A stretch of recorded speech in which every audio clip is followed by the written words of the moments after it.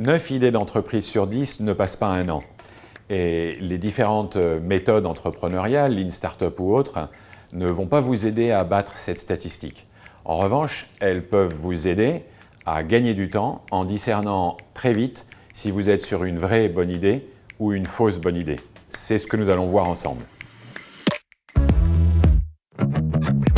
Je suis Jean-François Gallouin, j'ai un parcours d'entrepreneur et d'investisseur et j'interviens chez Incube Alliance sur la démarche entrepreneuriale. Alors quand un entrepreneur se lance dans un projet de création d'entreprise, il est habité par deux sentiments. Une conviction très forte qu'il est en train de résoudre un problème, qu'il a une proposition de valeur qui va trouver un marché. Et puis s'il est un peu conscient, de temps en temps, il se dit que peut-être que ça ne marchera pas, les statistiques sont là. Et selon les entrepreneurs, on est plus ou moins convaincu ou plus ou moins dans le doute. Les statistiques, en fait, de toute façon, quel que soit votre sentiment, vous ramènent à la réalité. Le product market fit, ce qu'on appelle le product market fit, c'est-à-dire le fait qu'une offre rencontre un marché, est quelque chose de très rare, c'est la première cause de mortalité des entreprises. Une entreprise sur deux, en fait, dépose le bilan du fait d'une surestimation du marché. Alors, quelle conclusion peut-on en tirer? La première, c'est qu'une start-up, c'est avant tout un ensemble d'hypothèses. Hypothèses de marché.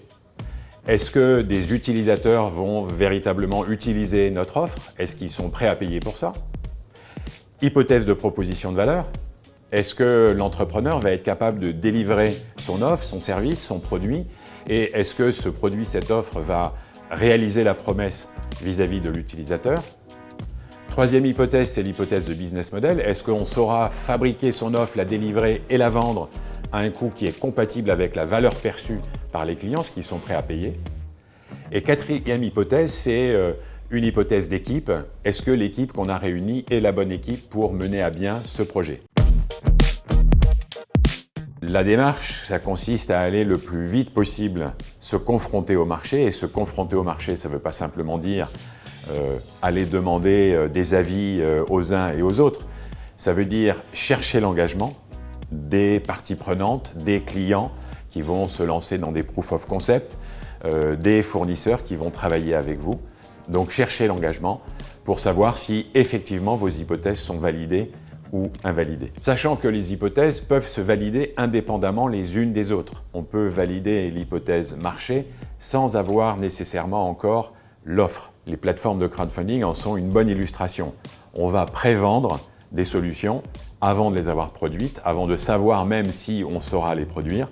Et ça nous permet évidemment de valider le marché avant de valider l'offre. En conclusion, sur ces quatre hypothèses, marché, proposition de valeur, business model, équipe, l'urgence, c'est d'aller sur le terrain et essayer de passer du donner à croire au donner à voir.